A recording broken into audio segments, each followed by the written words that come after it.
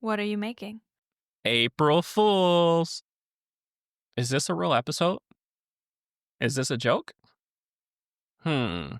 I know you cheated and I know you looked at how long this episode is. So now you have a big decision to make. Are you going to continue listening to find out if this is real content? Or are you going to skip ahead to part two of consultations? Well, let me think on this. Do I tell you? Do I not tell you? I mean, it is April Fools. We like to play tricks on people. Let me think. Okay. Well, first, let me thank you for lasting this long if you actually did. Thank you for your patience. Two, this is actually a real episode. So let me validate you and make you feel a little bit more comfortable. Yes, this is actually going to be a shorter, real episode.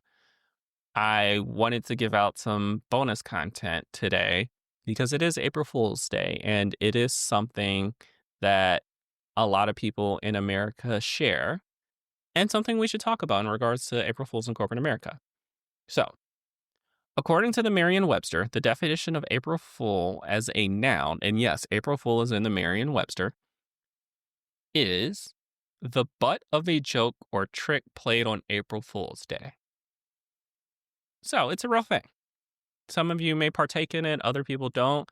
Not all people like jokes, right? It's okay. But some people do. Humor's good. So, what are we talking about? We're talking about kimchi. This is just like kimchi. April Fools, I mean, they smell horrible. That a lot of people will consider the smell of kimchi to be bad, but it tastes really good. And that's kind of how April Fools is, where it's like a lot of people are on their toes. It just smells like an issue, something you don't want to get involved in. And most of the time, I mean, they end up good. People who partake in more dangerous April Fool's jokes, shame on you, please don't. But as we get into this discussion, the first takeaway that I want you to have and to think about, actually, we're only doing one takeaway this episode. It's going to be a quicker episode, is humor balances the world. Humor balances the world. You can't be so serious all the time that you don't smile. We know those people in corporate America who are robotic, like will never crack a smile. You swear that they're probably taking something to help them stay mellow because you just see no personality coming out of them. You almost wonder if they're hollow inside because they just don't show emotion. And then you have those people that do show emotion, that are happy, bubbly.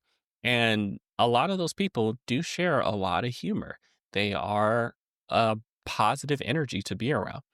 April Fools could sometimes provide that, sometimes don't. Again, you have to be careful of who you do that to. Not everyone appreciates a good joke. So we're actually going to bring part two right into this as well. So we're at the kitchen and in the table. This is just in corporate America. The action that you need to remember in regards to April Fools is just use your good judgment. Use good judgment when deciding to do April Fools prank.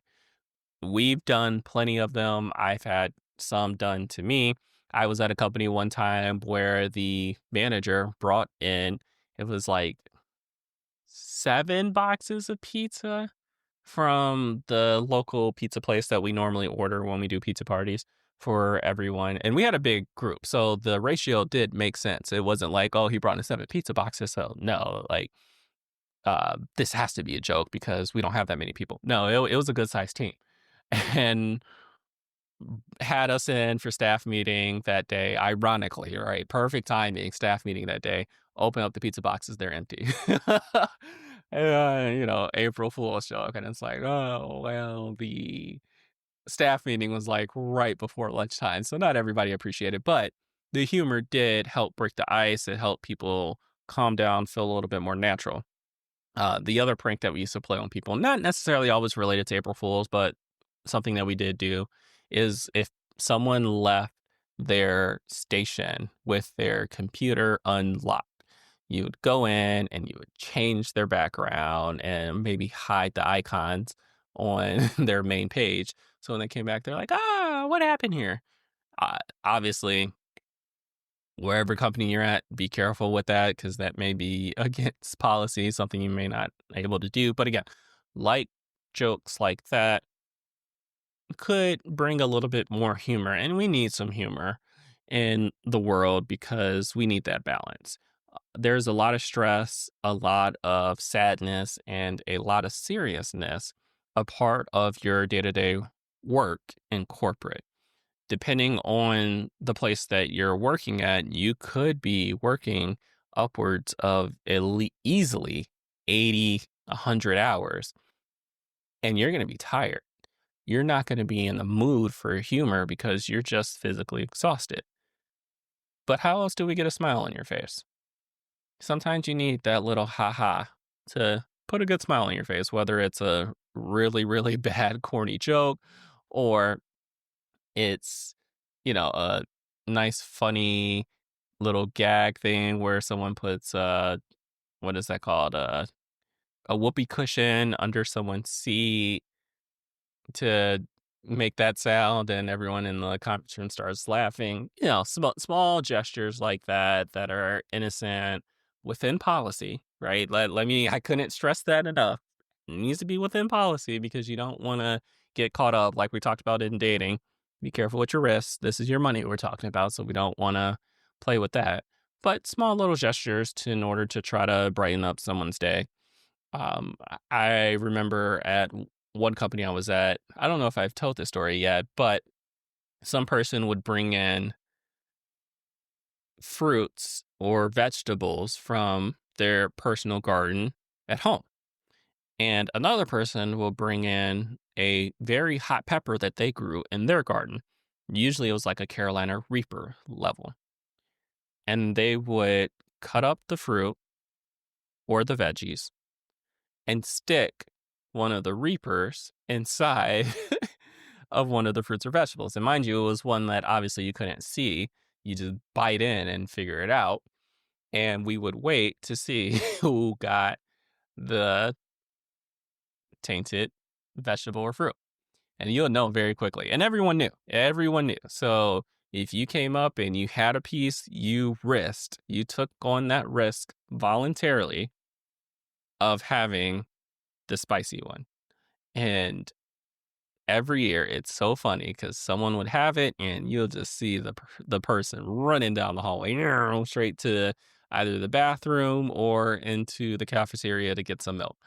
I'm one of those people that can't handle super spice level like that. So it never happened to me, but if it were, I would definitely be running to the cafeteria too. But it did happen to a couple people that could handle it, and they had a great laugh. It made them smile. They were like, "Oh yeah, I love this. This is great." So just use your judgment. Be careful. And all in all, I mean, have fun. We're not necessarily here to play games, right? We're not at work to play games. But at the same time, you are at work to do a job that is done with your best self, your striving self. And you can't be striving if you're just in a negative state of mind that you don't have any positive energy to bounce off of or feel. So either be the person that brings some humor or provide some humor.